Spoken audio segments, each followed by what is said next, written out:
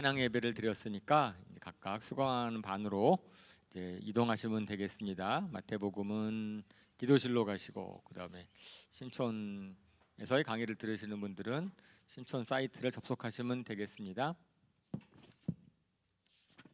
그리고 현장에서는 저희가 이제 성경 통독합니다. 성경 통독. 예.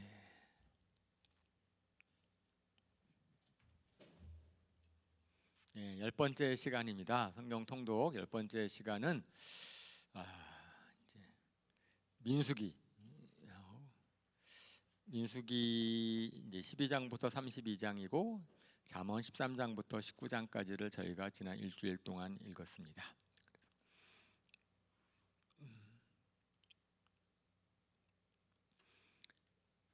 이스라엘 백성들이 출애굽한 다음에 이제 광야 생활을 할 때 있어서의 이제 핵심적인 이제 내용들이 다 이번 일주일 동안 보았습니다.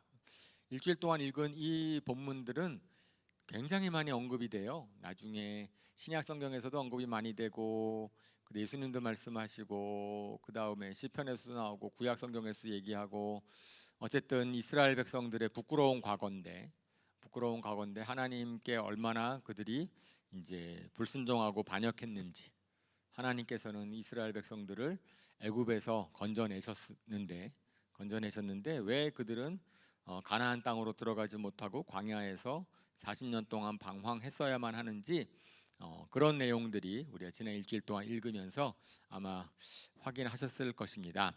그래서 지도 하나 제가 처음에 시작하면서 보았죠. 참 이거 이제 민수기에 관련된 지도를 찾아봤더니 너무 많은 거예요. 근데 어느 게 제일 좀 그래도 예쁘게 깨끗하게 잘 나왔을까? 그래가지고 막 이제 찾은 겁니다. 그래서 제가 이제 찾았는데, 예, 뭐 어디서 발췌했는지 나오긴 하지만 제가 참 많은 걸 자료를 찾으면서 오늘 설명을 드릴 그러한 내용이 여기에 포함되어 있는데요. 보면은 지금 저렇게 굵게 선으로 표시되어 있는 것이 이스라엘 백성들이 주로 이동했던 그런 경로다라고 얘기하고 있는 거고, 이제 출애굽을 어디서 했는지에 대해서는 이제 뭐 지난번에도 출애굽기에서 얘기했지만 좀 논란이 있다고 했습니다. 하지만 이제 저희가 레위기, 그러니까 출애굽기는 시내산까지 간 거고, 그다음에 시내산에서 이제 거기에서 머물면서 레위기 율법을 받아요. 그 시내산에서 이제 십계명도 받고 율법도 받고, 예, 그러면서 이제 움직이기 시작하는데, 기브로 핫다와라에서의 이제 반역은 우리가 지난주에 했습니다. 이제 민수 광야 생활을 하면서 했고요. 그래서 이제 저기서 시내산에서 기브온 핫다와라로부터 해서 가데스 바네아에까지 가는, 그것이 이제 처음 2년 동안에 이루어진 일이죠. 그래서 실질적으로 굉장히 긴 기간, 그래서 고센에서 출발을 해가지고선 출애굽해가지고 시내산 가는데 1년 걸렸고, 시내산에서 가데스 바네아까지 가는데 또 한 꽤 걸렸어요. 이제 뭐 율법도 받고 해가지고 1년 걸리고, 저기에서 정탐을 하는 거죠. 가데스 바네아에서 정탐을 하는데 가나안 땅으로 바로 올라가면 되잖아요. 가나안 땅으로 바로 올라가면은 이제 가데스 바네아라는 곳에서 저 네게브 지역이 저게 이제 이스라엘 남부 지역이거든요. 네게브라는 건 한 거기 아니라 한 지역이니까 쭉 남부 지역 네게브 지역을 통해서 가나안 땅으로 바로 올라가면 되는데 거기에 올라가지 못합니다. 거기에 올라가지 못하고, 그 다음에 신광야라고 되어 있는 그 호르산 밑에 있는 거기서 거의 이제 38년을 보내는 거예요. 나머지 38년을 보내고 이제 마지막에 한 1년 정도를 갖다 이동을 하는 것이 이제 호르산으로부터 시작해서 에시온 게베를 통해서 저기 쭉 이제 들어가 가지고선 이제 가는 곳이고요. 그럼 저기에서 보면은 나중에 뒤에 설명을 드리겠지만은 거기 지역이 나와요. 나중에 이제 이동하는 지역에 에돔은 우리 창세기에서 보았을 때 에서의 자손들이죠. 근데 에돔이 사해의 아래쪽, 그러니까 저기 그 신광야 옆에 있는 어쨌든 그 모압 아래쪽을 에돔 지역, 에돔 사람들이 거주하고 있었어요. 그래서 에돔에서의 지방이고 그 에돔 바로 위가 모압입니다. 모압. 그 다음에 모압의 바로 위가 암몬이에요. 근데 모압과 암몬, 그 지역이 있고 고기 지역이 있고 그 다음에 암몬이랑 저 사해 요단강 고기 중간에 거기가 이제 아모리, 그러니까 시혼이라고 아모리 시혼이라는 곳이 모압 위랑 모압이랑 저 아모리의 시온 왕이랑은 저기에 보면은 아르논 강이라는 강이 보이는데 저 강을 끼고 강 아래가 모압이고 강 위쪽이 이제 아모리 시온 왕이고요. 그 다음에 바산 왕 옥은 그 암몬 위에요. 암몬 위부터 시작해서 저쪽 이제 거기가 이제 바산 왕 옥이 다스렸던 곳이에요. 그래가지고 저 아모리는 표시가 되어 있지 않아요. 아모리는 느보산이라는 곳 거기가 표시되어 있는데 야복강이랑 아르논강 그 사이에 암몬 옆에 요단강과 암몬 그 사이의 지방 거기가 이제 시혼 왕이 다스렸던 시혼이 다스렸던 곳이다. 그래서 거기는 제가 이제 표시만 해놨어요. 이렇게 거기 써 있지 않고 왜냐하면 이 자료에 거기 아모리 쪽은 써 있질 않아가지고 그랬다는 걸 알 수가 있고요. 그래서 요 지도는 오늘 우리가 이제 볼 텐데 이 지도에서 지금 호르산이라고 하는 표현되어 있는 곳을 이 지도에서는 가데스 바네아 바로 옆에 표시가 되어 있는데 다른 지도를 열심히 봤더니 거기보다는 제가 화살표를 칠해가지고선 거기가 이제 호르산 거기가 이제 인 것 같아서 거기가 더 많이 있는 것 같아서 그걸 옮겨놨고요.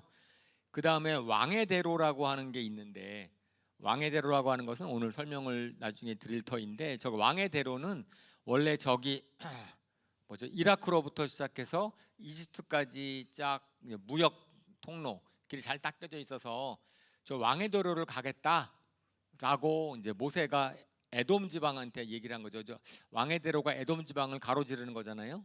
근데 왕의 대로를 못 가게 하죠. 에돔 사람들이.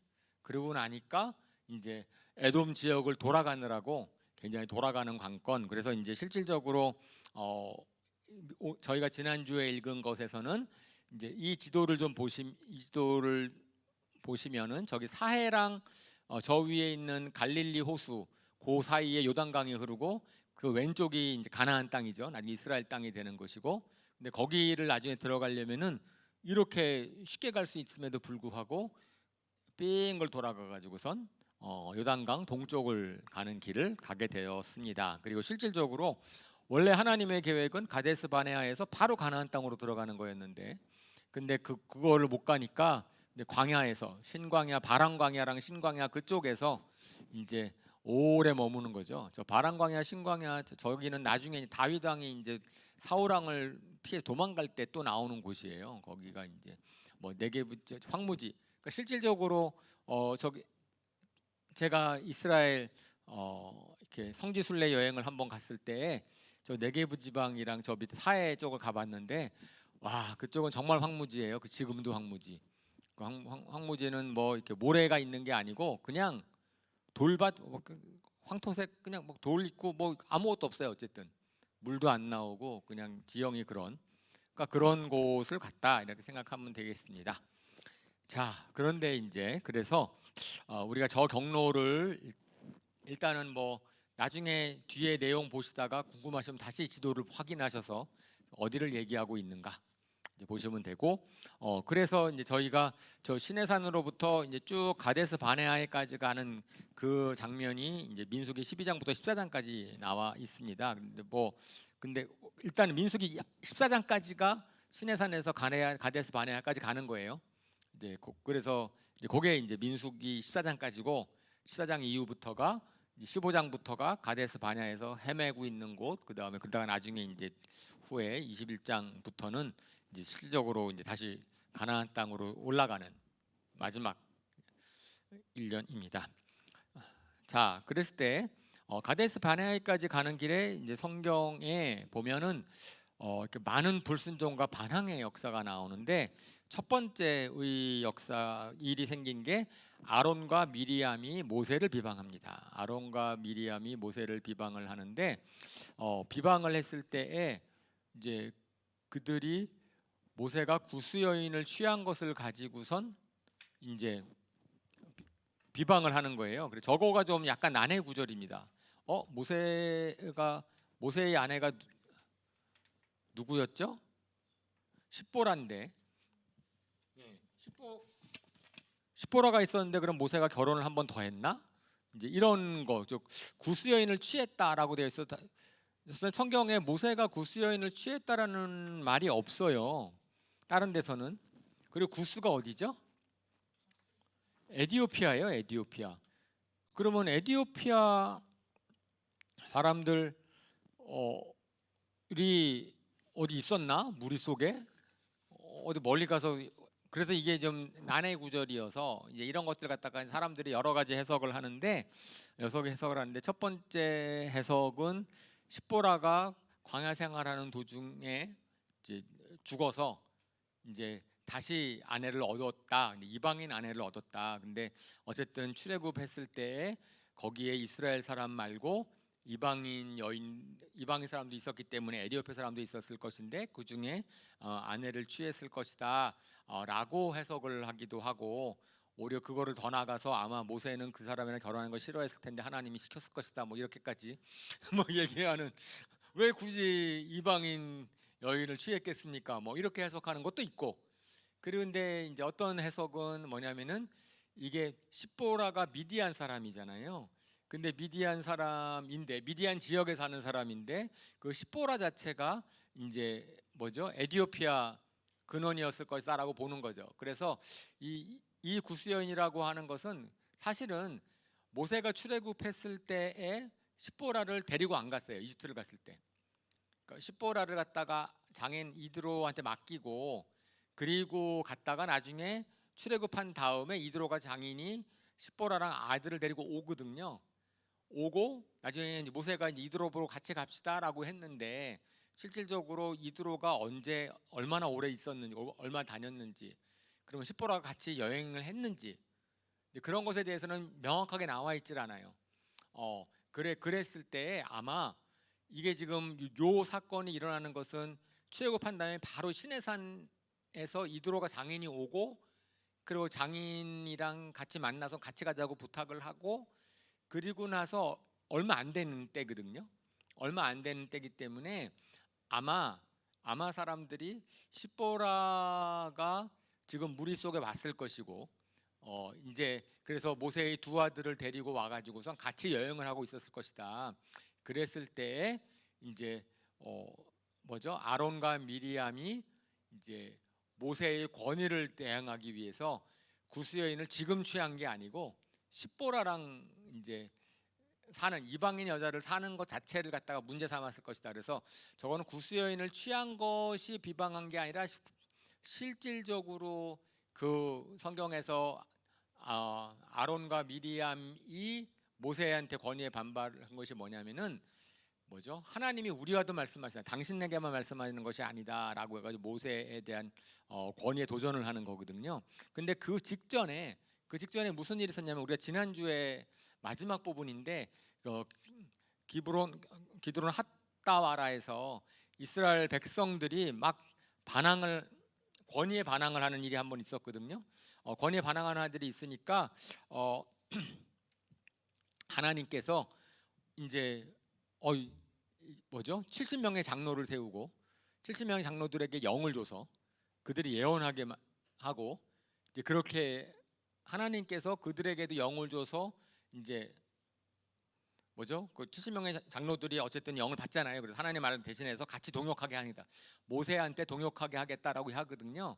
그러니까 이제 사실은 사람들이 영을 받고 하나님의 경험을 하게 되면은 이제 뭐가 생기는 거예요? 이제 약간 높아지는 마음이 생겨서 그래서 하나님이 우리와도 말씀하신다. 우리도 영을 받았기 때문에 이렇게 돼가지고 권위에 도전을 하는 이제 그러한 것이 이제 아론과 미리암에게 이제 영향을 끼쳤다라고 보는 거죠. 그래서 리더십에 대한 반발이 생겼는데 그 리더십의 반발은 모세가 가지고 있는 일방적인 그런 것에 대해서 야 이제 도전을 하는데 이제 그 이제 핑계거리 중에 하나가 너가 결혼한 그 십보라가 이방인 여인이 아니냐 뭐 이런 거였다고 하는 거죠. 그래서 뭐 구스 여인을 취한 것, 그러니까 해석이 좀 이렇게 그런 식으로 되어 있어서 이것은 잘 원인은 모르지만 정확한 건 모르지만 그런데 이제 어쨌든 그 이것의 근거는 뭐냐면은 아론과 미리암이 모세의 권위에 도전을 해가지고 자신들도 그러한 이제 뭐죠 모세 모세와 같은 권위를 이제 좀 탐한 거죠.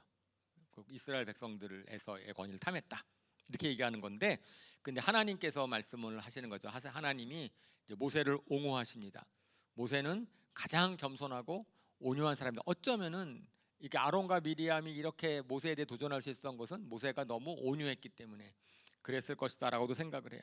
리더십이 약해 보이는 거죠. 그러니까 모세가 아주 카리스마 있는 막 이런 리더십을 발휘한 사람이 아니고, 모세가 때로는 막 이스라엘 백성들이 막 얘기하면은 자기가 어쩔 줄 몰라하고 하나님한테 물어보고 하나님께서 이제 하나님 앞에 중보하고, 하지만 이스라엘 백성들에게는 막 하나님 치실라 그러면 그들을 위해서 살려달라 그러고, 뭐 어쨌든 굉장히 온유한 성품을 가지고 있으니까 그 온유한 성품은 이제 강한 리더십이 아니니까 도전을 받는 이제 그런 거로 이제 이해를 할 수 있습니다. 그런데 하나님께서 모세가 비방을 잘못했다. 나는 모세랑 얼굴을 맞대고 얘기를 하는 사람이다. 아주 모세는 온유함이 가장 승하다. 모세처럼 온유한 사람이 없다. 그래서 온유한 리더십을 갖다가 하나님께서 보호해 주시고 이제 인정해 주시고 그 미리암으로 문둥병에 걸리게 하시죠. 그 미리암이 문둥병에 딱 걸리고 이제 미리암은 또 곧 죽어요. 그러니까 어쨌든 사실은 뭐 모세가 나이가 80이 넘었으니까 80이 넘었으니까 아론이랑 미리암 다 나이가 많은 할아버지 할머니일 거 아니에요, 그죠? 이제 그런 상태에서 이런 일이 있었습니다. 자, 그게 짧은 사건이 있고 그 다음에 가데스 바네아에 갑니다. 가데스 바네아에 가가지고 이제 이게 가장 중요한 사건이죠. 우리 민수기에서의 가장 중요한 사건이 가데스 바네아 사건이고 잘 아실 겁니다. 가나안 땅을 정탐을 하는데 가데스 바네아에서. 근데 민수기만을 보면 정확하지 않은데 이 정탐하는 왜 정탐을 하겠는지. 그러니까 모세가 이제 뭐죠? 각 지파마다 한 명씩을 갖다가 리더들을 뽑아가지고 보내잖아요. 그런데 신명기에 설명을 하고 있어요. 신명기에 신명기라고 하는 것은 우리가 민수기 다음에 이제 모세가 과거 광야 생활을 회상을 하면서 이제 민수기에 있었을 때 사건들은 1세대 출애굽한 사람들이 벌어진 사건이고, 신명기는 그들의 자녀 2세대한테 모세가 가르치는 얘기거든요. 그러니까 1세대가 어떤 잘못을 했는지를 2세대한테 가르쳐 주는 건데, 신명기는 1세대가 잘못한 것에 정탐꾼을 보내는 이 가데스 바네아에 대한 얘기를 하면서 모세가 이러는 거예요. 우리 가데스 바네아에 딱 갔는데 이스라엘 지파 리더들이 나한테 왔다. 나한테 와가지고선 정탐을 좀 보내달라고 하더라. 그냥 가면 되는데 그들은 정탐을 보내달라고 해가지고선 요청을 했기 때문에 모세가 허락했다는 거예요. 그러니까 아마 하나님한테 물어봤겠죠. 이 정탐 보는 게 맞겠습니까? 그러니까 이스라엘 백성들이 정탐을 제안을 하고 모세가 거기서 받아들였어요. 근데 왜 정탐을 하게 했을까? 그들의 정탐의 목적은 원래는 어느 길로 가면 좋을지, 그곳이 어떠한 곳인지를 보자는 거예요. 우리가 전념한 땅이 어떤 것인지를 보자는 거였지 올라갈지 말지를 결정하는 정탐이 아니었거든요. 근데 어느 길로 가는 게 좋은지, 우리가 점령할 땅은 어딘지 이거 보려고 하는 건데, 실질적으로 그래서 이것을 하나님께서 저걸 허락하신 이유는 가나안 땅에 갈 수 있는 그 입성 시험이었다. 그러니까 자격이 되는지 안 되는지를 테스트하는 시험으로 허락해 주셨다라는 거죠. 우리가 때로는 하나님 앞에 뭘 갖다가 요청할 수도 있고, 하나님이 하라고 했는데 좀 더 신중하게 뭘 해보고 싶습니다라고 요청을 할 수 있는데, 그건 우리의 요청을 하나님께서 들어주시는 것은 우리가 옳아서가 아니고 그런 것, 우리의 요청이나 우리가 하나님 앞에 있는 것이 얼마나 믿음에 근거한 것인지를 하나님이 테스트하는 거다. 한번 기회를 줘보는 거죠. 그랬을 때 정탐의 목적은 올라갈지 말지 아는 것이 아니었고요. 근데 정탐꾼의 구성을 보면은 각 지파에서 한 명씩 용기와 지혜 있는 자예요. 그 용기와 지혜 있는 리더들을 모았어요. 그리고 40일 동안 정탐을 시켰습니다. 이제 그것이 이제 배경인데 정탐꾼이 와서 보고를 하지요. 정탐꾼이 와서 보고를 할 때 첫 번째 그들은 그곳이 젖과 꿀이 흐르는 땅이라는 것을 확인합니다. 왜냐하면은 그들이 포도, 무화과, 석류 그 땅에서 난 과일들 저거는 그 사람네들이 뭐 심고 거두고 수확한 게 뭐 노동에서 얻은 게 아니고 하나님이 그냥 그 나무 그 지역에 잘 자라는 나무들 열매를 주신 것들이거든요. 근데 그것이 아주 풍성하게 갖고 왔으니까 그것은 이제 하나님께서 가나안 땅을 설명하실 때 이집트 땅은 너희가 씨 뿌리고 물을 대고 노동해서 수확을 얻지만 가나안 땅은 하나님이 때에 따라 비를 내려주셔가지고 저절로 자라는 나무 열매들이 많다. 이제 이런 거를 확인했어요. 그래서 맞았어요. 그런데 그들이 올라가지 못하겠다라고 하고 올라가지 못하겠다고 부정적인 보고를 한 이유는 가봤더니 다 성들이 있더라는 거예요. 그냥 그리고 이집트에서는 그런 거 못 봤겠죠. 이집트는 평야 지역이니까. 근데 보니까 가나안 땅 지역은 산간 지역, 산간 지역의 가나안 땅은 산에 이렇게 성을 다 만들어 놨단 말이에요. 그 밑에 물론 조금 평야가 있지만 그런 성들이 다 있고 성들의 아주 뭐죠? 건장한 뭐 안악자손도 보았다. 그들이 다 무기로 무장하고 있더라. 그래서 우리가 이길 수가 없다. 실질적으로 저런 이제 산지에 있는 성들을 보면은 다 그런 마음이 들겠죠. 어떤 식으로든지 이길 방법이 없다라는 생각을 할 거죠. 그래서 우리가 그걸 알죠. 저것은 하나님을 의지하기보다는 자신의 능력을 봤기 때문에 우리가 뭐 홍해를 가르는 거, 만나 준 것, 뭐 아말렉 쳐부순 거, 자기 힘으로 이긴 게 하나도 없으면서도 불구하고 여전히 그들은 이게 이제 우리가 할 수 없다라는 불신앙을 가지고선 소위 말하는 그 메뚜기 신드롬. 저들 보기에 우리가 메뚜기 같았을 것이다. 우리는 어떻게 할 수도 없다. 근데 저 메뚜기 신드롬이라는 게 사실 마음의 장애죠. 마음에 일단 졌다라고 생각하면은 그냥 끝나는 거잖아요. 실제로 그들의 견고한 성보다 더 높은 성은 마음의 장벽이었다라고 하는 거고 반면에 그 12지파 중에서 이제 에브라임 지파 유다 지파에서 파송한 여호수아와 갈렙은 이제 아니다 우리 올라갈 수 있다. 그들은 우리의 밥이다. 그들은 우리의 밥이다. 이렇게 얘기를 하면서 주님을 의지하였죠. 그랬더니 이스라엘 백성도 여호수아와 갈렙을 죽이려고 했다라고 되어 있습니다. 그죠? 그러니까 사실은 동일한 상황을 보면서 믿음의 사람들은 다르게 보는 거죠. 믿음은 보이지 않는 것을 보는 것이고, 믿음은 하나님을 보는 것인데, 사람들은 이제 이 사건은 그래서 아주 뭐 이스라엘 백성이나 인류의 역사를 바꿔놓는 사건이 되어버렸습니다. 하나님께서 이스라엘 백성들 정탐꾼의 이 불신앙을 보고선 하나님 화가 났어요. 하나님 화가 나셔가지고 아니 내가 지금까지 보여주고 지금까지 이끌었고 가면 되는데 이런 불신앙을 하다니 다 죽여버리겠다. 전염병으로 다 죽여버리겠다. 그리고 다시 모세로부터 다시 시작하겠다. 그러니까 하나님이 벌써 몇 번 그러시는지 몰라요. 아론의 금송아지 사건 때도 다 죽여버리겠다 그랬더니 아이고 하나님 그러시면 요번에 가데스 바네에서 다 죽여버리겠다 그랬더니 모세가 또 안 됩니다. 이거 하나님의 이름이 문제가 생깁니다. 뭐라 그러겠습니까? 하나님이 불신앙으로 다 죽여버려도 다른 사람들은 가나안 땅에 못 데리고 가니까 능력이 없어 죽이지 않았느냐 이렇게 얘기할 거 아닙니까? 그래서 하나님의 이름과 영광을 위해서 이스라엘을 중보하고 그리고 약속을 이루어 주십시오. 그러니까 사실은 이게 제가 지난주에도 말씀을 드렸지만은 하나님의 약속을 근거로 해서 하는 기도를 하나님은 안 들어줄 수가 없는 거죠. 하나님이 하신 약속이니까 하나님이 들어주셔야 됩니다라고 얘기했을 때 그것만큼 아주 능력 있는 기도가 없다. 하나님이 안 들어줄 수가 없는 기도는 하나님이 약속하신 거 아닙니까? 그러니까 모세가 하나님의 영광을 위한 기도를 하고 하나님의 약속에 근거한 기도를 하니까 그러니까 하나님께서 이제 다 죽이진 않죠. 다 죽이진 않는데 그 대신에 그럼 내가 징벌을 하는데 잘하시는 것처럼 40일을 정탐을 했으니 하루를 1년씩 하면서 40년 동안 광야에서 광야 생활을 하게 하겠다. 그리고 20세 이상 다 죽이겠다. 여호수아와 갈렙만 빼고. 그죠? 예, 그렇게 또 말씀을 하십니다. 자, 이게 이제 제가 이제 말씀 계속 신앙생활하면서 저는 이 부분이 너무나 중요한 거예요. 그러니까 믿음으로 반응하지 않으면 믿음으로 반응하지 않으면 우리의 신앙생활은 광야 생활이 될 수 있다는 거예요.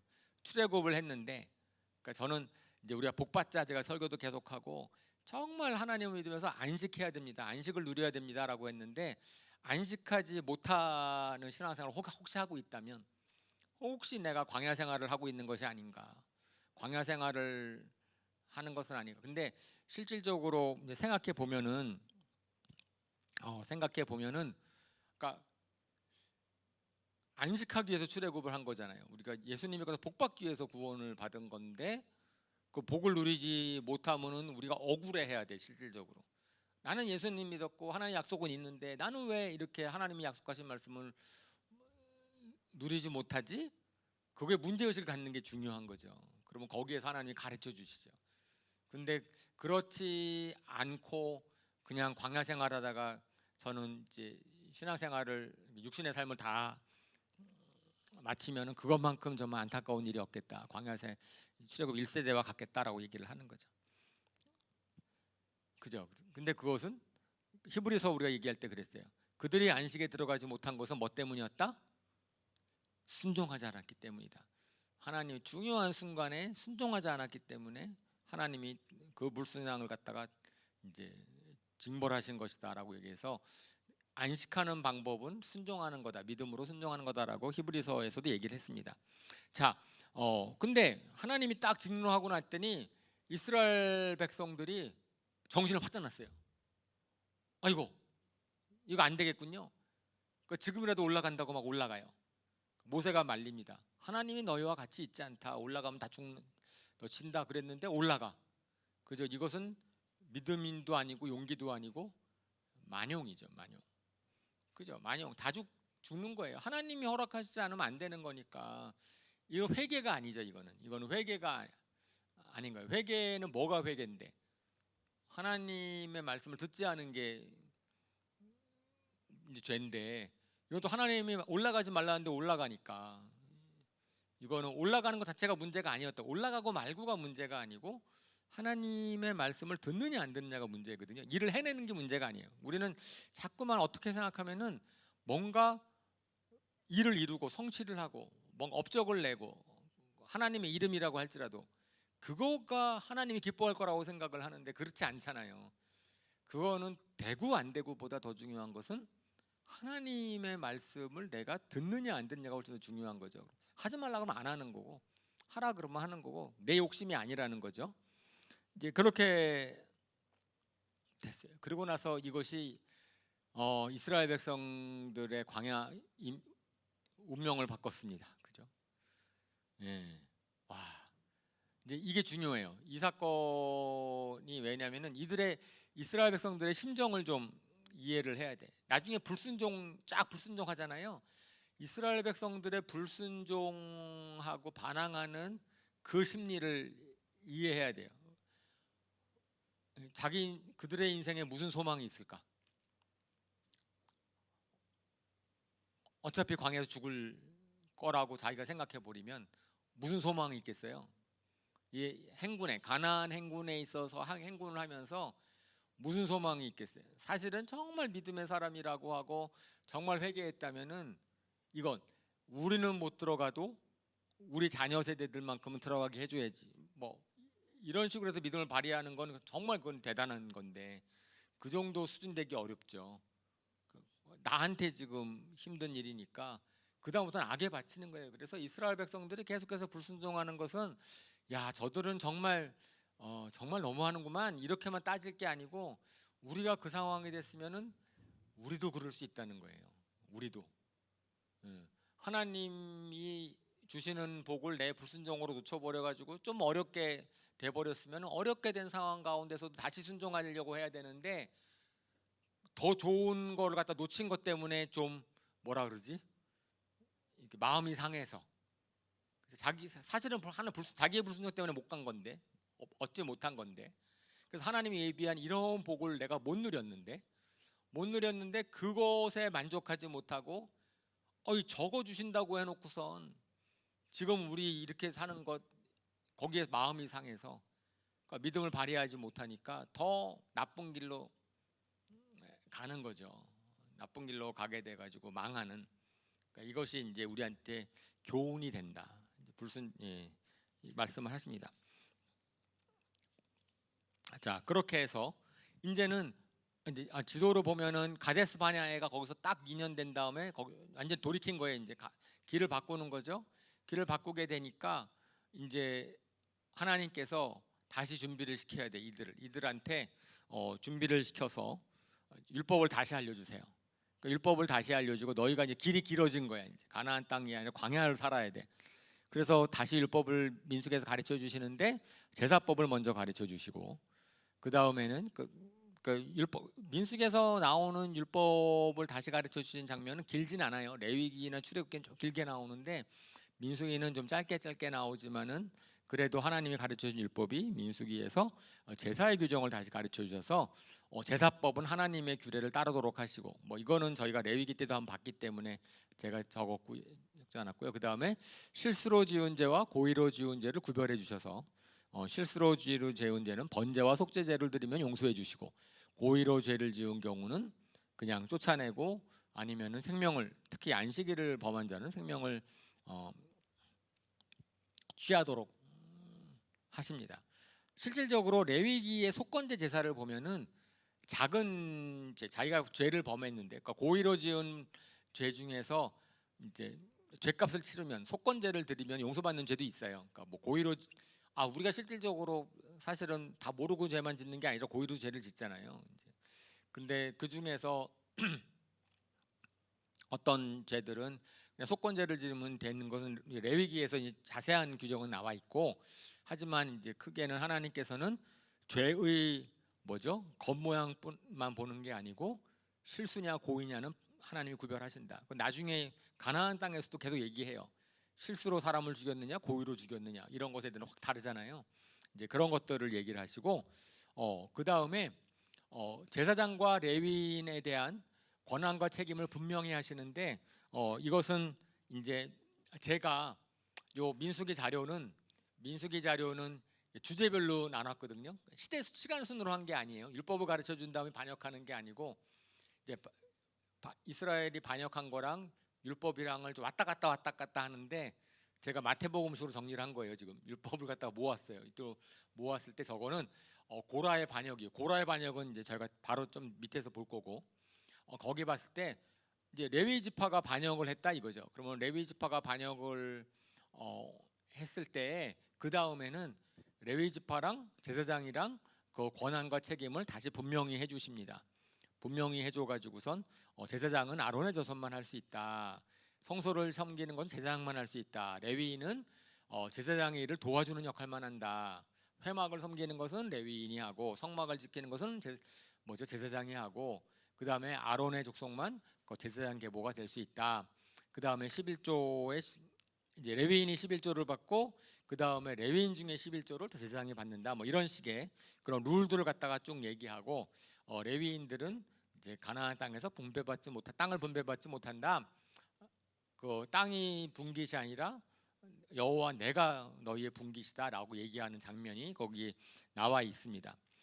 그 다음에 이제 또 율법에 관해서 네 번째로 민수기에서 가르쳐 주시는 것이 이제 시체를 만져서 부정하게 된 사람들 정결의식.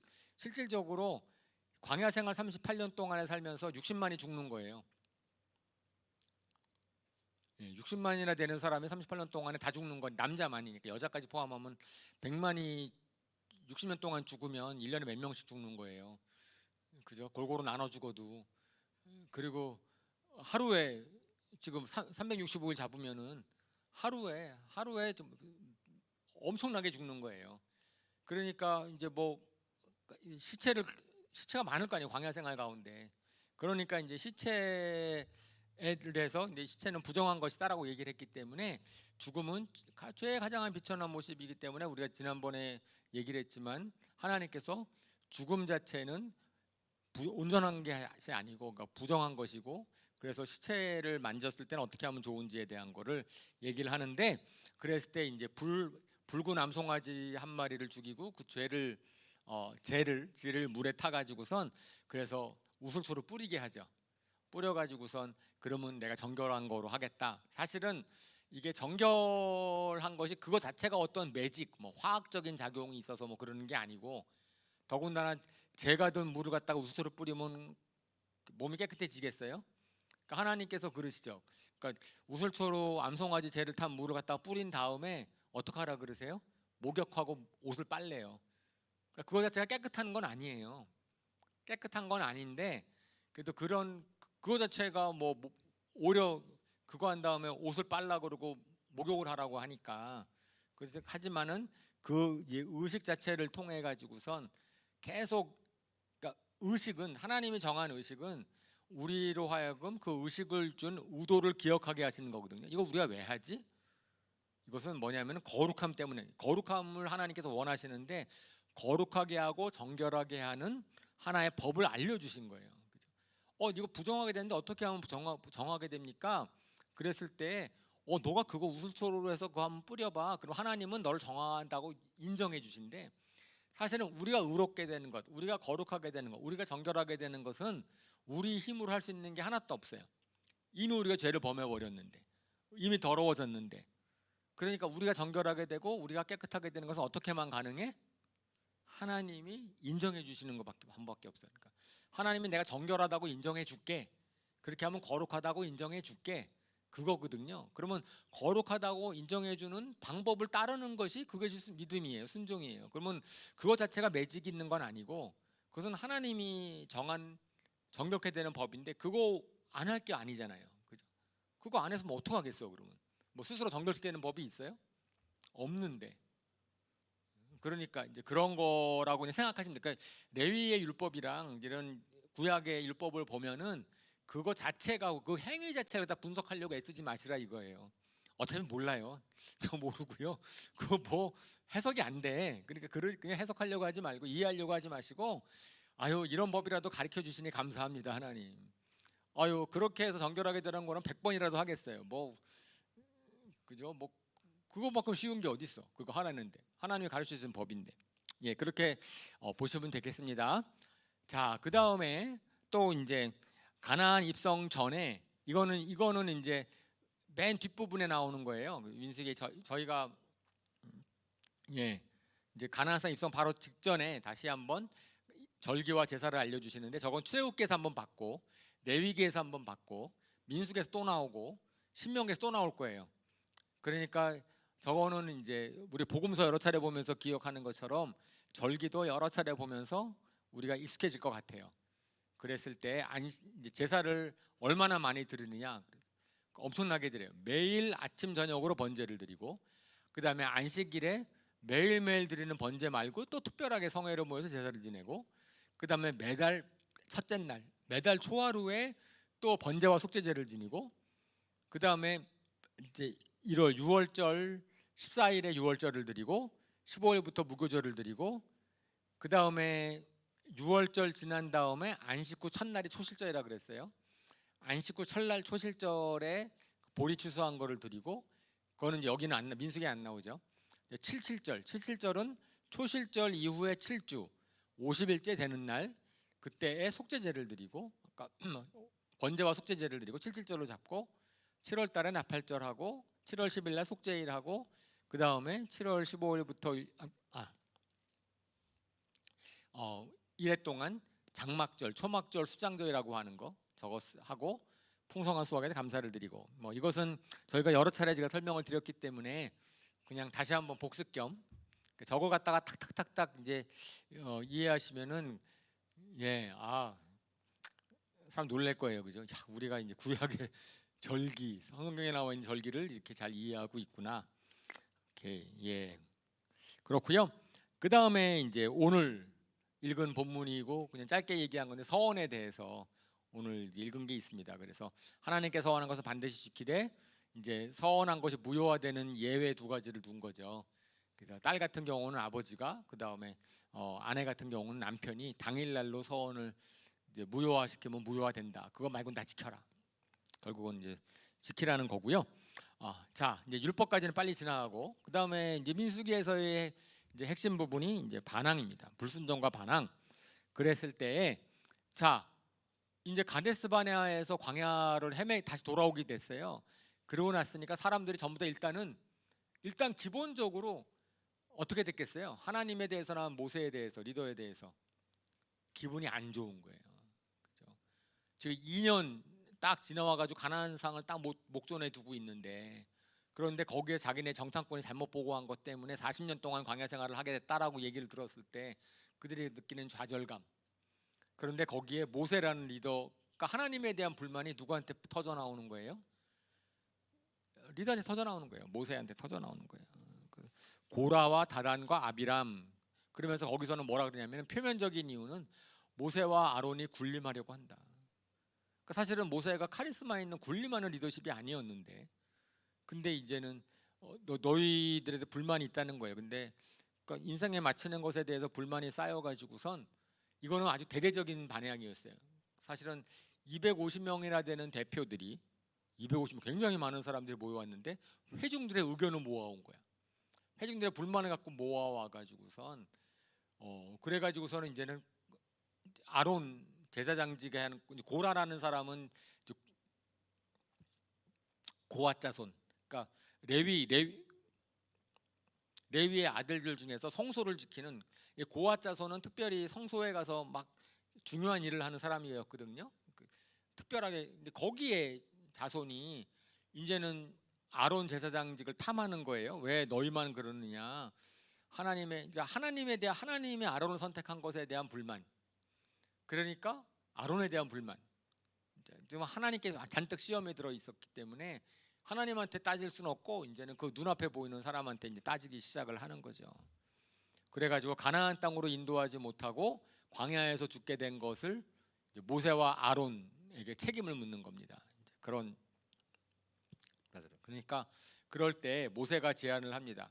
그리고 모세가 제안을 해가지고선 뭐 너희만 리더냐, 너희가 왜 우리 안에 군림하느냐 그랬을 때 모세가 하나님의 뜻을 물어보자.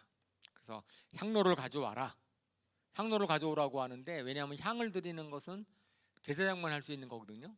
아론 자손만 하는데, 고라가 향로를 갖다가 이제 성막을 이동을 할 때 향을 갖다가 들고 이동하는 것은 고앗 자손이에요. 그러니까 고라가 향을 갖다가 만져본 사람, 저기 있는 사람이고 성을 움직여본 사람이에요. 그러니까 향을 이동할 수는 있어도 향불을 피울 수는 없어. 근데 고라가 이제 자기가 성전을 막 섬기다 보니까 이제 우리도 할 수 있는 거 아니냐라고 해가지고선, 그러니까 모세가 그러면 너 향로 들고, 너가 들고 있는 향로 들고 와서 거기다 불을 붙여보자. 그래서 하나님께서 너의 불을 받으면, 그러면은 뭐 아론만 불을 받는 게 아니지만은 너의 불을 하나님이 안 받으시면 너가 월권한 거니까, 이렇게 얘기를 하는 거죠. 고라가 드리는 향을 하나님께서 인정하실까? 한번 보자. 그러는 거죠. 그랬을 때 사실은 이런 도전 갈등 있었을 때는 리더들은 사실 할 수가 없는데, 그럼 하나님의 뜻을 물어보는 수밖에 없어요. 이것이 하나님이 인정해 주시는 건지 아닌 건지를 확인해 보자 라고 해야 되는 거죠. 거기서 어떻게 싸울 수 있는 방법이 있는 것은 아니고, 그랬어요. 그랬을 때 하나님께서 아주 놀라운 일을 하시죠. 이제 그 장면을 어떻게 하죠? 그 고라와 다단과 아비람은 이제 뭐죠? 루벤. 거기에 루벤 자손이에요. 루벤 자손. 근데 지난주에 봤을 때 진을 칠 때 고앗 자손이랑 루벤 자손은 성막을 중심으로 남쪽에 진을 칩니다. 남쪽에 같이 진을 쳐서 가까이 지내요. 그러니까 동서남북해서 가까이 지내가지고, 그래서 왜 하필이면 고앗 자손의 루벤 자손이냐 그랬을 때, 이제 고라가 반기를 들었을 때 거기에 영향을 받은 루벤 자손인 다단과 아비람이 합류를 한 거예요. 그러니까 불만에 합류를 해가지고선 아마 그쪽에서 이제 250명의 대표들도 아마 그쪽에서 주동을 해서 그런 것 같아요. 그러니까 하나님께서 그들을 갖다가 어떻게 해요? 지진을 열어서 그냥 땅에 다 파묻어 버리죠. 그 가족이랑 그거를.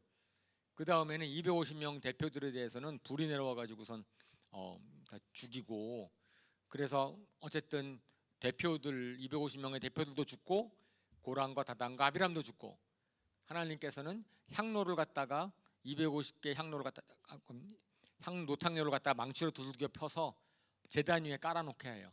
기억하도록, 하나님께서 기억하도록 하시죠. 그리고 나서는 그들은 즉사를 시키고 그렇게 지키고, 그 다음에 이런 불만을 퍼뜨리는 이스라엘 백성들에게 연병을 주셔서 전염병을 통해서 14,700명이 한꺼번에 죽습니다. 내비로 두면 죽을 터인데, 그러니까 모세가 급하게 아론한테 속죄 제사를 지내라고 그래가지고 속죄 제사를 지내는 바람에 속죄 예식을 통해서 연병이 멈춰요. 안 그랬으면 거기서 연병으로 코로나19보다 더 심각한 열병으로 다 죽었을 텐데, 이제 모세가 또 기도해서 낫주죠. 자, 그 다음에 하나님께서 이제는 뭐죠? 이렇게 모든 지파별로 지팡이를 하나씩 갖고 오라고 하고, 지팡이를 갖고 온 다음에 레위 지파를 대표해서는 아론의 지팡이를 갖고 온 다음에 거기에 싹이 나서, 그 다음 날 지팡이가 싹이 난다는 건 말도 안 되잖아요. 그러니까 근데 그 싹난 아론의 싹난 지팡이, 그것이 정말 생명의 창조주 되시는, 생명을 살리는 기적을 베푸심으로써 아론의 권위를 인정해 주시고, 그 다음에 그 지팡이는 거기 뭐죠? 언약궤 속에, 언약궤에다 2개 하십니다. 언약궤 속에 2개 하셔서, 그래서 언젠가는 언약궤 속에 아론의 쌍난 지팡이가 들어가 있었는 것 같은데, 언제 누가 뺐는지는 모르지만은 나중에 솔로몬 이제 성전을 지었을 때 다윗 왕 때 언약궤는 없어요. 그때는 아론의 쌍난 지팡이가 없고 율법책만 있거든요. 근데 이제 이때는 아론의 쌍난 지팡이도 그래서 이제 언약궤 앞에 두도록 하십니다. 자, 이제 이렇게 해가지고 고라와 다단과 아비람, 그러니까 이거는 정말 어쩌면 절망감, 자기가, 그리고 그 절망을 갖다가 이제 그 당시에 리더였던 모세와 아론한테 표출한 거고, 하나님께서 이제 그들을 이제 징벌하셨어요. 자, 그 다음에 그 가데스 바네아에서 이제 거기에 방황을 하기 시작할 때 바로 이제 반항을 한 거고, 또 이제 이스라엘 백성들이 불평을 하는데 물이 없는 거예요. 사실은 거기 광야 지대를 가면은 정말 물 나올 곳이 없거든요. 그러니까 이제 불만을 하게 되는 거죠. 그러니까 이 광야에서 우리 가족과 다 죽게 생겼다. 아니 2년은 그나마 소망 갖고 가나안 땅 들어간다는 소망 갖고 버텨왔는데, 이제 앞으로 38년 동안 광야에 산다. 네. 그러면 아주 그냥 가축 어떻게 할 거냐, 우리 이게 불만하겠죠. 그러니까 하나님께서 저 뭐죠? 그러니까 바위에 명령을 내려서 물을 내라 그랬어요. 모세한테 바위에 명령을 내려서 물을 내라 그랬는데, 모세는 명령을 하지 않고 지팡이로 바위를 2번 칩니다. 그 지팡이를 2번 쳤더니 물이 왕창 나왔어요. 그래서 근데 저것은 출애굽한 다음에 무리바에서 물 없다 그랬을 때 하나님이 지팡이로 바위를 쳐라 그랬거든요. 그때 쳤더니 물이 나왔어요. 그러니까 모세가 다시 한번 지팡이를 친 거예요. 근데 하나님은 치라고 하지 않았는데 이번엔, 근데 쳤다 그래가지고선, 근데 그것이 저는 이거는 좀 심한 거 아닌가? 하나님이 굉장히 여기서 이제 이거 갖고선 이제 너가 나를 신뢰하지 않아서 나의 영광을 드러내지 않았다. 근데 사실은 모세가 그때는 약간 뿔이 난 것 같아. 그러니까 고라와 다단과 아비람의 사건 뒤고 백성들이 자기를 향한 시선이 어떤지 알잖아요. 그러니까 모세가 정말 리더로 아무리 온유해도 이런 사람들을 내가 끌고 가야 되나? 어떻게 하지? 막 그냥 그랬을 것 같아요. 그래서 여기서는 약간 감정적으로 됐던 것 같습니다. 그래서 뭐라 그랬냐면은 우리가 바위에 물을 내리오 이렇게 얘기를 하면서, 그래가지고는 탕탕 치는 거거든요.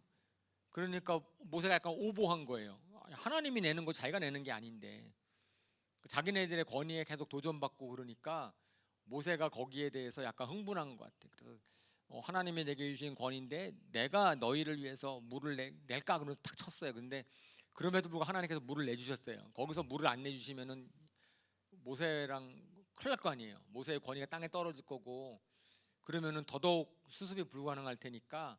그래서 하나님의 방법은 모세의 권위를 세워주시고, 모세는 모세대로 치시고, 그러니까 모세는 모세대로 벌하시고, 모세의 권위는 그래도 하나님의 공동체를 위해서 모세의 권위를 세워주시고, 이제 그렇게 했어요. 그래서 하나님의 징계는 모세, 너 가나안 땅에 들어가지 못한다. 너가 나의 영광을 드러내지 않았기 때문에. 그래서 리더들의 책임이 잘못하는 것은 하나님이 아주 좀 더 심각하게 보신다. 교만에 빠져들지 않도록 심각하게 보시는 것 같아요. 근데 저는 저거 자체가 막 그 정도로 큰 죄인가? 저는 근데 그것이 이제 모세의 사역의 범위를 하나님께서 정해 주신 거라고 봐요. 그러니까 저는 그냥 개인적으로 생각했을 때 모세 너는 여기까지만 해도 괜찮다. 너 가나안 땅에 들어가지 않아도 괜찮다. 라고 저는 그냥 그렇게 생각을 합니다. 예, 하나님이 그렇게 치사한 분 같아 보이지 그렇게 느껴지지 않아서 그냥 하나님께서 모세한테 너는 여기까지 한 거로 가자. 근데 마지막에 가나안 땅 얼마나 가고 싶었을 것인가 그랬는데 하나님이 저희에게 경계를 주시는 것 같아요. 하나님을 섬긴다고 하는 그러니까 리더들은 항상 하나님의 영광을 드러내는 일에 초점을 맞춰야 된다라고 하는 것을 얘기를 하세요.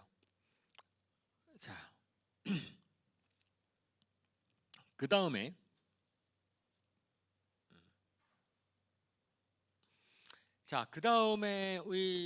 이 반항 사건은 그 다음 제가 주제로 하는 광야에서 가나안 땅으로 가는 광야에서 이제 이 사건은 언제냐면은 좀 뭐죠? 이미 훅 지나가 버렸어. 그러니까 한 35년 이상이 확 지나가 버렸어요.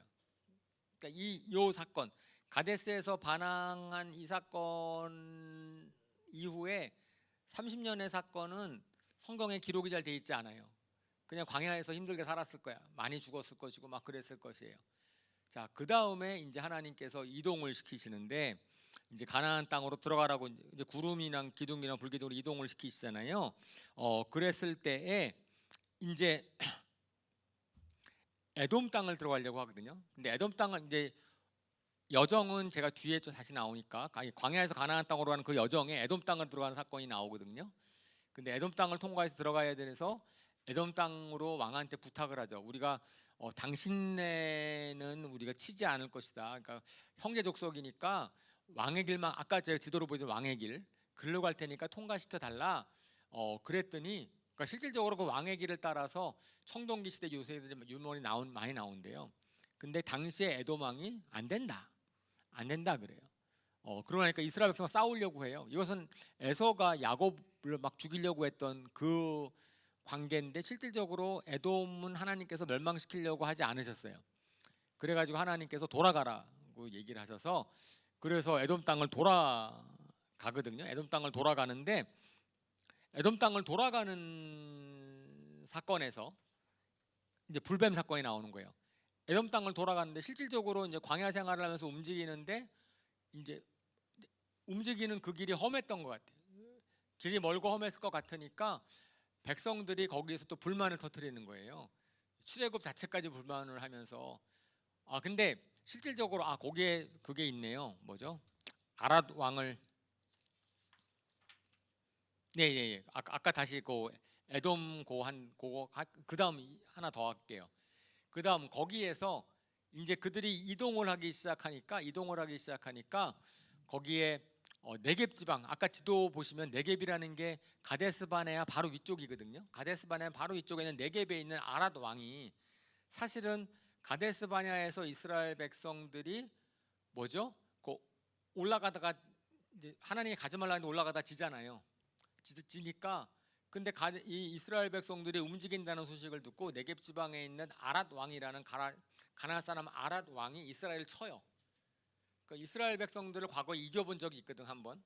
근데 이들이 움직이니까 이스라엘 사람 아랏 왕이 치는데 그럴 때에 하나님께 간구해가지고선 그들을 갖다 그 성을 점령하는 거예요. 그래서 가나안 사람과의 첫 전쟁 이것은 가나안 땅 들어가기 전에 네겝 지방에 있는 가나안 사람이 이제 이스라엘을 치는 것 전쟁을 이겨가지고선 이제 호르마라는 곳에 성을 세워요. 그래서 지도를 보시면 이제 호르마라고 제가 표시해 놓았을 걸요 아마.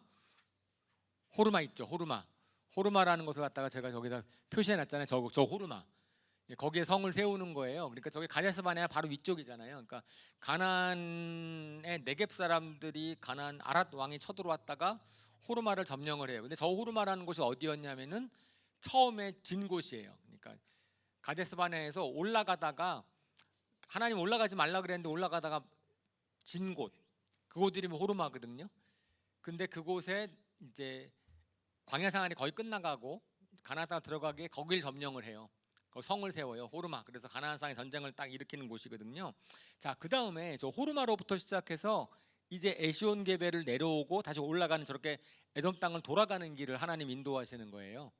그러니까 저기 가데스 바네아 저 호르산 근처에 바람 광야 신경 저기를 헤매다가 이제 대본이 거기 있다가 내려갔다가 올라가는 길을 가는데 그 길이 험했던 것 같아요.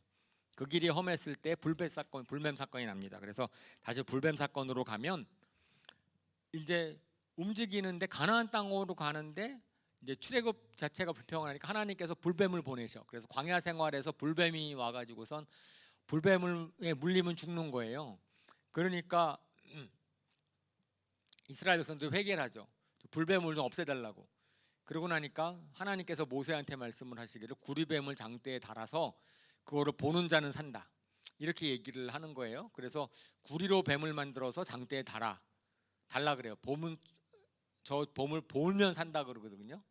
근데 저게 왜 구리로 뱀을 만들었다는 것은 뱀을 갖다가 죽여가지고 세운 거기 때문에 대속의 희생물이랑 같아서 저걸 갖다가 이제 예수님이 저걸 자기라고 말씀하세요. 요한복음 3장 14절 15절에 광야에서 모세가 뱀을 든 것처럼 인자가 십자가에 달려야 된다라는 것을 예언을 하시죠. 예수님이 십자가의 죽으심을 이미 이제 예언하실 때 드는 표현이 내가 구리뱀과 같다 그러거든요. 그러니까 죄를 대신해서 장대에 달아서 이제 뱀을 하는 거니까 뱀을 갖다가 장대에 달아가지고서 넣는 구리뱀 보라 그래요, 하나님께서. 그래가지고 실질적으로 이제 뱀을 본 사들은 다 살죠. 사는 예 살고요. 어디였지? 예. 그런데 저 나중에 구리뱀이 열왕기상에 보면은 열왕기 하에 보면은 저거 갖고선 이제 느후수단이라 그래가지고선 저 우상 숭배할 때 써요. 또 구리뱀을. 그래가지고선 저 느헤미야 왕이 아니야 누구지? 히스기야 왕인가? 히스기야 왕이 저 구리뱀을 갖다가 없애버리죠. 저거 갖다 계속 간직한 거야. 저거 보고서 산 다음에는 이스라엘 백성들 저거 갖다 계속 간직하고 다닌 거예요. 나중에 그걸 우상화 시키죠. 이제 그런 사건이 있는 거고요. 그 다음에 이제 가나안을 이긴 다음에 에돔 땅을 돌아갔어요. 에돔 땅을 돌아가 가지고선 이제 어떻게 했냐면은 아까 지도를 잠깐 볼까요? 에돔 땅에 돌아가 가지고선 지도를 잠깐 보시면 사실은 모압은 치질 않고 모압을 건너뛰어 가지고선 저기 뭐죠? 아모리 지역을 가거든요. 아모리 지역을 모압 사람들이랑은 부닥치지 않아요. 모압 사람 부닥치지 않고 모압을 피해서 저 아모리 사람으로 가는데 거기에서 시온 왕을 이기죠.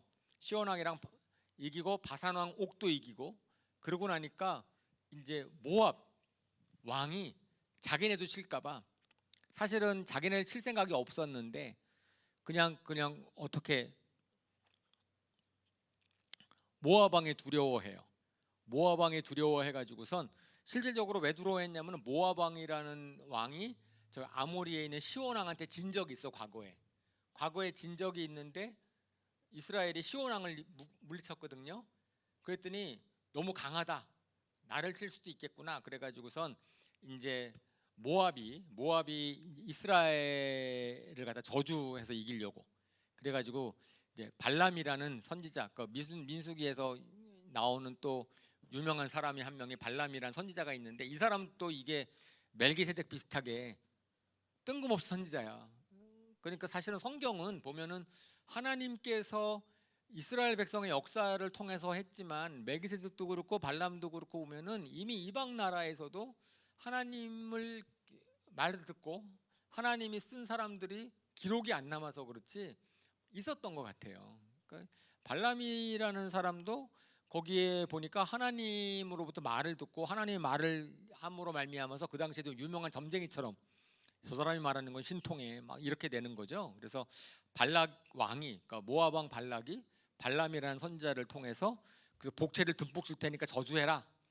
근데 잘 아시는 것처럼 발람이라는 선지자가 이 사람이 하나님을 아는 사람인 것은 틀림이 없는 게, 그죠? 나는 복채를 준다고 아무 말 못한다, 거짓말 못한다, 하나님이 하라는 말만 한다라고 얘기를 하잖아요. 거절을 계속 하는데 그럼에도 불구하고 계속 복채를 준다고 하니까 마음이 동했어. 그래서 하나님한테 가도 됩니까? 이제 그 하나님이 가라 그러죠. 근데 가도 됩니까? 그래서 하나님이 가라 그런다고 딱 갈 때에 그것을 속마음, 하나님이 이미 속마음을 보셨기 때문에 너가 가는 것을 이제 내가 좋아하지 않는다라는 것을 알려주시기 위해서 우리가 소위 얘기하는 인간으로서 동물한테 혼난 유일한 사람, 이제 나귀한테 혼을 난, 나귀가 말을 하고 그리고 나귀한테 혼을 난 하나님의 사람이 동물한테 혼냈다. 이거는 얼마나 창피한 거예요. 근데 그만큼 속에 돈의 욕심이 있어서 그런 치욕을 당한, 그 치욕을 한번 딱 당하고 나니까 발람이라는 사람 정신 바짝 나죠. 이거 정말 내가 하나님 말씀을 제대로 전해야 되겠다. 그래가지고선 3번이나 저주를 하려고 했는데 실질적으로 하나님이 저주를 못하게 하고 이스라엘 계속 축복하게 하시죠. 그러니까 축복하게 하시고 나고 마지막에는 이 발람 선지자를 통해서 예수님을 예언해요. 그래서 야곱의 후손이 나타날 것이고 뭐 그래가지고 메시아의 환상을 보여주죠. 근데 실질적으로 그 환상이 다윗 왕에 대한 환상이기도 하지만 아울러서 메시아에 대한 환상이에요. 그래서 발람의 선지자를 통해서 예수님에 대한 예언도 이미 하게 하시고 그래가지고 결국은 실패로 끝나죠. 근데 실패로 끝나고 났는데 그 다음에 사건이 터진 거예요. 근데 거기 성경에서는 그것이 왜 이런 사건이 터졌는지 모르겠지만은 갑자기 이스라엘 백성들이 이제 모압 여인들, 미디안 여인들과 음행을 하기 시작을 해요. 그랬을 때에 이제 다른 성경 요한계시록에서 이제 어떻게 설명을 하냐면은 발람이 꾀를 내 가지고선, 그러니까 그러니까 모압 왕으로부터 좀 보상을 받기 위해서 그 돈이 탐나 가지고선 저주를 하는 방법 대신에 더 좋은 꾀를 모압 왕한테 알려줬다는 거죠. 발락한테. 저 이스라엘 백성이 이제 우상 숭배하도록 하면 된다. 그래가지고선 모압의 우상에 대한 제사에 올해 이스라엘 백성들을 초청을 하는 거예요. 사실은 발람을 통해서 이스라엘 저주하는 것을 이스라엘이 알았어요, 몰랐어요? 알 방법이 없죠. 그거는 모압 왕이랑 발람 사이에 일어난 일이야. 그러니까 이스라엘은 모압이랑은 나쁜 관계가 아니에요. 일단은 싸우려고 하지도 않았고, 그러니까 모압 사람들이 우리 우상 제사하고 파티하고 있는데 와라 이렇게 초청을 하니까 쫄래쫄래 간 거겠죠. 우상 거기 갔더니 좀 난잡한 그러한 우상의 예식을 하고, 그러고 나서 거기에 빠지고 나니까 그 다음에는 이제 음행을 하고, 모압 사람이랑 음행을 했는데 나중에는 미디안 사람들이랑 같이, 그러니까 모압이랑 미디안이 그 지역이, 미디안은 좀 더 남쪽인데 어쨌든 모압 사람 미디안 여인들 연합한 것 같아요. 그래서 그러니까 여인과 음행을 하죠. 사실은 미디안은 그두라의 자손이고 모압은 롯의 자손이에요. 롯의 자손이고 창세기에서 미디안은 그두라의 자손이고, 나중에 이제 미디안은 하나님께 다 징벌하라 그래. 이 사건 때문에. 그러니까 어쨌든 하나님 이스라엘 공동체에서 안 거예요. 발람이 꾀를 내 가지고선 저들이 센 것은 하나님 때문이고 하나님이 축복하는 백성이니까 하나님으로부터 멀어지게 하는 것이 저들을 이제 망하게 하는 방법이다. 그래서 내적인 탐심, 그 사실은 사탄이 우리를 쓰는 거죠. 사탄이 우리를 공격하는, 하나님의 나라를 공격하는 것은 외적인 그런 세력이 아니고 내적에서 부패하는 것, 거룩하게 되지 않는 것, 이것이다라고 얘기를 하는 거죠. 그랬을 때 하나님께서 이제 뭐죠? 백성의 우두머리와 바알볼과 결합한 사람들을 다 죽이게 하시다. 모압 바알 신을 섬기는, 부올에 있는 바알볼이라는 것은 부올에 있는 바알이라는 얘기예요. 바알이라는 신인데 부올이라는 지역에 있는 신. 그래가지고선 그들을 갖다가 다 죽이도록 하시고 또 연병을 또 보내죠. 사실은 보니까 지금 출애굽할 때 많은 사람들이 연병으로 죽죠, 그죠? 연병으로도 24,000명이 죽고, 근데 하나님께서 모세한테 미디안을 멸하라 그러고, 그 다음에 거기에서 그 하나님이 진노하시는 것에 이제 비느하스의 의 이런 표현이 있습니다. 구약 성경에 보면 비느하스의 의라는 게 있는데, 저거는 엘리야살의 아들인 비느하스가 이제 미디안 여인과 음행하고 있는 그 시므온 지파의 한 리더를 갖다가 칼로 찔러 죽이죠. 그 천막까지 들어가 가지고선. 그래서 이것은 살인이 아니고 하나님의 심판이다. 그래서 하나님이 거룩한 분노, 너가 내 대신 잘했다, 그래서 너가 의로운 일을 했다라고 해가지고선 영원한 제사장의 직분을 너한테 준다. 비느하스의 의라고 해가지고선, 그러니까 하나님이 아주 좋으신 분이시만은 그런 때로는 분노하시고, 분노를 통해서 우상 숭배의 죄와 음행의 죄를 멸하시는 그런 게 나오는 거지요. 네, 그런 사건이, 그래서 저 발람 그 모압 평지에서의 음행 사건까지 그 이스라엘 백성들이 계속해서 이제 반항하고 벌받고 하는 것들이 성경에 기록이 되어 있고, 이제 마지막 부분은 아까 제가 이제 에돔 얘기해드렸고 가나안 사람 사천장 얘기드렸고, 그 다음에 이제 또 거기서 첫 번째 에돔 땅을 돌아간 건 말씀을 드렸고, 가나안 사람 사천장 얘기를 드렸고, 그 다음에 아모리 왕 시온과 바선왕 옥, 아까 지도에서 보았죠. 지도에서 보았을 때 아모리 족속은 가나안 족속이에요. 그 다음에 이제 사실은 바산왕 옥은 그쪽을 갈 생각이 별로 없었는데, 아모리 땅을 점령한 다음에 바산 그쪽으로 좀 더 올라가자 바산왕 옥이 대적을 한 거예요. 그러니까 바산왕 옥이 대적을 해가지고선 하나님이 바산왕 옥의 땅도 점령하도록 하셔서, 그래서 요단강 동쪽에 있는, 요단강 동쪽은 원래 하나님이 약속한 땅이 아닌데 아모리와 바산왕 옥, 거기 면적이 엄청 넓어요. 거기를 다 점령하게 하십니다. 그래서 그건 신명기 2장 3장에서 더 자세히 설명을 할 거고요. 그 다음에 이들 땅의 족속을 점령을 할 때는 여인 아이들 다 죽이도록 하십니다. 전멸 철저하게. 나중에 그것은 가나안 땅을 심판할 때도 마찬가지 심판을 하죠. 자, 그 다음에 이제 마지막 내용이 2차 인구조사입니다. 그러니까 가나안 입성을 앞두고 군대를 재편해서 가나안 땅 근데 이것은 군대 재편도 군대 재편이고, 군대 재편한 거는 이미 있었거든요. 각 리더별로 어떻게 하고 이동 어떻게 하고 있는데, 그래서 이것은 또 딱 가나안 땅에 들어왔을 때 분배의 기준, 땅을 분배를 할 때 인구 비례로 분배하거든요. 그래서 이게 쭉 저기가 이제 표를 1차 때, 2차 때 지파별로 몇 명이 늘어났는가 이렇게 한번 테이블로 만들어 놨을 때 시므온 지파가 왕창 줄고, 시몬 지파가 왕창 준 거를 볼 수가 있고, 난 다른 지파들은 조금씩 이제 는 데가 있어요. 근데 시몬 지파가 왕창 줄었다는 것을 볼 수 있습니다. 근데 거기에서 어쨌든 뭐 그거 가지고선 저 아까 좀 전에 봤던 뭐죠, 바알부올 사건 때 거기도 시몬의 그 리더들이 또 막 그렇게 했기 때문에 오히려 벌 받은 거다 뭐 이렇게 해석할 수도 있고, 뭐 어쨌든지 간에 근데 이유는 잘 모르겠어요. 근데 시몬과 레위가 좀 적습니다. 그러니까 시몬과 레위가 좀 약간 이제 뭐죠, 이렇게 과격해. 뭐가 이렇게 좀 그래, 좀 하나님의 말을 좀 잘 안, 과거에 위에서 보면 그랬던 수는 적습니다. 그리고 가나안 땅 이제 넘겨가면은 가나안 땅 분배 원칙, 뭐 인구 수대로 분배, 이건 이제 여호수아서의 분배라는 거니까 그때 보면 되고요. 그래서 분배된 땅은 유산으로 상속받는다, 희년제조 때 다시 돌아온다라고 하는 거고, 그런데 이때 이제 저 사람 므낫세 지파의 슬로브와 딸 얘기가 굉장히 여러 번 나와요. 구약 성경 읽을 때. 이제 저거 뭐냐면은 슬로브앗이라는 사람이 아들이 없이 딸만 넷이야. 딸만 넷인데 자기네들이 결혼하고 나면은 땅을 빼앗기니, 남편 따라서 땅이 가기 때문에 자기네 아버지도 땅을 받았으면 좋겠다라고 요청을 하는 거죠.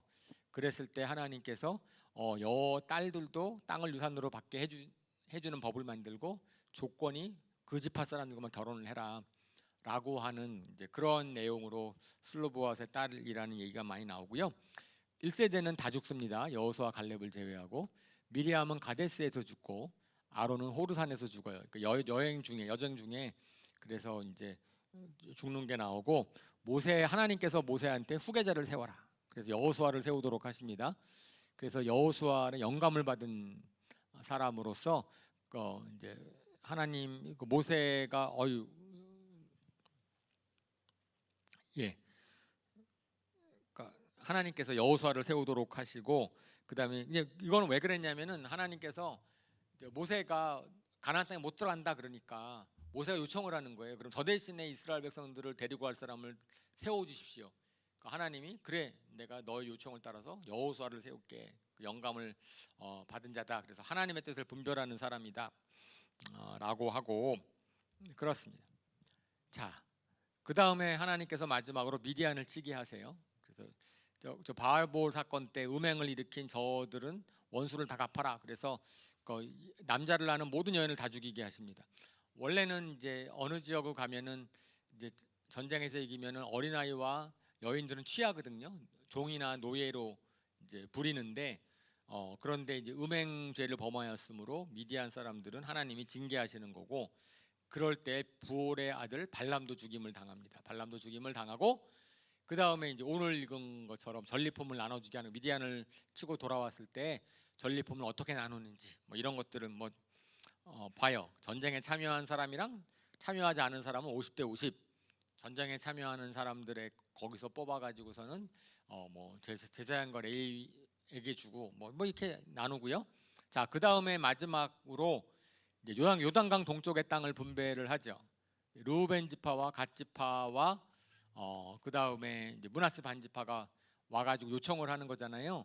그러니까 아모리 사람과 바산 왕 오기 다스리는 땅을 우리가 점령을 했는데 거기에 우리가 좀 갖게 해주십시오. 가축을 기르기 좋은 땅이니까. 그러니까 모세가 황당해하죠. 아니 너희 전쟁 안 하려고 그러느냐? 막 그랬더니 루벤 지파와 갓 지파 그들이 와가지고선 이제 4가지를 갖다가 자기가 제안을 합니다. 우리가 이렇게 할 테니까 좀 해달라. 4가지가 뭐냐면은 자기네들이 가나안 전쟁에 선발대로 가겠다. 가나안 전쟁이 끝날 때까지는 돌아오지 않겠다. 그 다음에는 요단강 서쪽에서는 땅을 분배받지 않겠다. 그러니까 이 땅을 우리한테 달라.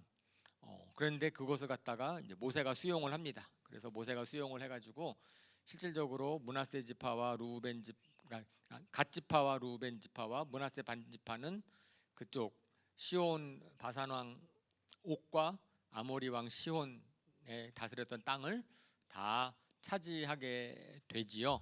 근데 그 중에서 특별히 마지막에 나오는 것이 므낫세 반 지파 중에서 이제 길르앗, 야일, 노바 땅을 마길이 근로 땅을 하고 뭐 이제 야일, 노바 특별한 사람들이 특별한 족속이 땅을 얻으면은 그 사람에게 그 땅을 줘요. 그죠? 점령하는 뭐 그런 일이 나옵니다. 그래서 바쁘게 막 열심히 했는데 시간이 좀 지났는데 그래서 잠언은 잠언 잠언 안 하지 말고 그거만 봅시다. 강조하는 거 저는 우리가 일주일 동안 잠언을 읽으면서 참 좋았을지 모르겠는데 특별히 요번에 읽으면서 좀 특히 강조됐던 거 제가 지난번에 지혜로운 거랑 지혜롭지 않은 건 비교를 했으니까 특별히 이번 주에 강조했던 것은 살면서의 지혜가 많이 나왔었는데 가난한 사람을 존중하는 것이 하나님을 존중하는 것이다. 이것은 예수님도 말씀하시는 것인데 여호와를 경외하는 것이 지혜라고 했는데 여호와를 경외하는 것의 하나의 징표가 뭐냐면은 가난한 사람을 존중하는 것이다. 왜냐하면은 가난한 사람을 지은 하나님을 존중하는 것이다. 그게 그러니까 가난한 사람 함부로 대하지 말아라. 연약한 사람 그거고 그 다음에 말을 조심해라. 말을 하는 게 되게 많이 나와요. 요번에 일주일 동안 읽으셨을 때 그죠? 말을 해가지고선 죽고 사는 것이 혀의 힘에 달렸다. 혀를 잘 쓰는 사람은 열매를 먹는다. 그리고 일의 성취는 주님께 달렸다. 그리고 훈계를 잘 받아들여라. 훈계를 무시하지 말아라. 그 다음에 가난하면서 화평한 것이 부자면서 다투는 것보다 낫다. 뭐 이런 얘기도 계속 나오시고 그리고 성내지 말라는 얘기 많이 나오고 그래서 아마 뭐 잠언은 읽으면서 제가 지난주에 설교로 말씀을 드렸지만은 이게 정말 구할 것 같아요. 우리가 지혜를 구하라 그랬을 때 이렇게 잠언의 말씀을 들으면서 아직 나한테 없는 지혜가 있을 것입니다. 그래서 지혜라고 하는 것은 단순히 분별력 이게 아니고 지혜로운 사람이 하는 쭉 것들이 있을 터인데 우리가 나한테 부족하다고 느끼는 것을 위해서 기도했으면 좋겠어요. 그것이 제가 좀 이면이 성을 좀 잘 냅니다. 제가 좀 말을 함부로 합니다. 제가 하나님을 일을 추진할 때 의지하지 않습니다. 뭐든지 간에. 그래서 좀 그거를 놓고 구하시면 하나님이 거기에서 복을 주실 것이라고 믿습니다. 시간이 좀 많이 갔어요. 여기까지 하겠습니다. 우리 잠깐 이제 눈을 감고 우리가 민수기, 특별히 민수기에 있어서는 불순종의 대가가 얼마나 큰지를 제가 생각해봤으면 좋겠습니다. 여러분, 저는 이 생각을 해요. 광야 생활 38년 동안에 하는 것이 그들이 얼마나 많은 하나님의 은혜를 경험을 했을까. 신명기에서 나중에 그걸 얘기를 합니다. 광야 생활 38년 동안 너희가 지낸 것 자체가 은혜의 시대다. 광야 시대는 은혜의 시대예요. 왜? 하나님의 은혜가 없으면 살 수가 없는 것이 광야입니다. 근데 이제 문제는 광야에 살고 싶으냐 하는 거죠. 그죠? 그렇지 않겠죠. 그러면은 우리가 광야를 시간을 빨리 보내기 위해서는 순종으로 정말 우리 신앙의 안식을 빨리 들어가는 게 좋겠다라는 것이 저는 민수기를 통해서 우리가 꼭 한번 생각해 봐야 될 것 같습니다. 그리고